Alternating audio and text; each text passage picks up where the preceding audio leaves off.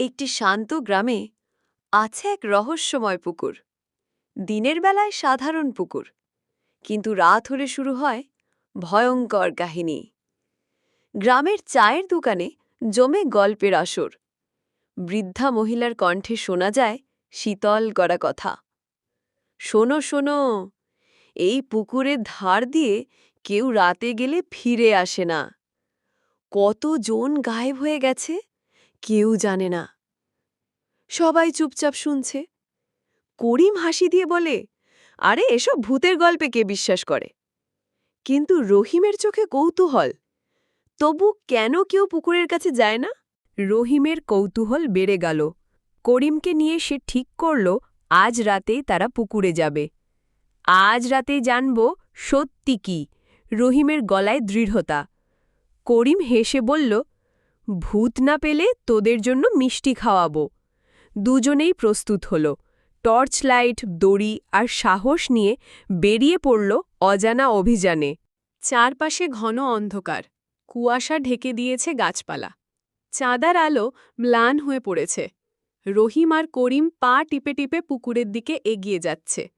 হঠাৎ করিমের পায়ের নিচে শুকনো ডাল ভেঙে শব্দ হল, টক।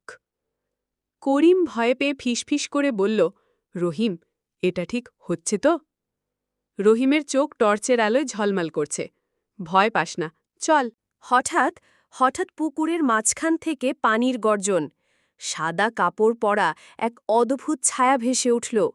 করিমের মুখ থেকে চিৎকার বেরিয়ে এলো, ভূত ভূত!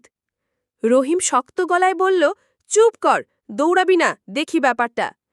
কুয়াশার ভেতর থেকে ভূত তাদের দিকে এগিয়ে আসছে। চারপাশ নিস্তব্ধ, শুধু পানির শব্দ আর শ্বাসের গতি বেড়ে যাচ্ছে। ছায়ামূর্তি যেন ক্রমেই কাছে আসছে। করিম কাঁপতে কাঁপতে বলল, রহিম, আমি যাচ্ছি। রহিম হাত দিয়ে করিমকে থামালো। দাঁড়া, সত্যি না জেনে পালাবি? কুয়াশার ভেতর ভূতের ছায়া, রহস্য যেন ঘনীভূত হচ্ছে। রহিম সাহস করে পুকুরের ধারে গেল।